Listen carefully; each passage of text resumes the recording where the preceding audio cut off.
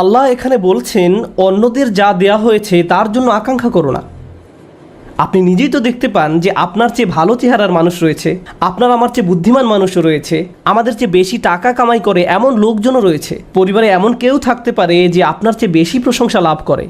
কখনো কখনো হয়তো অন্যায়ভাবে তাদেরকে প্রাধান্য দেওয়া হয়, কিন্তু অনেক ক্ষেত্রে আসল ব্যাপার হলো আল্লাহ তার জন্য রিজিকের যে দরজা খুলে দিয়েছেন তা তিনি আমার জন্য খুলেননি, তিনি আমার জন্য অন্য দরজা খুলে দিয়েছেন। আমরা অন্য একজনকে যা দেয়া হয়েছে ঠিক সেটাই কামনা করি। আল্লাহ আপনাকে আমাকে অন্য একজনের মতো করে বানাননি।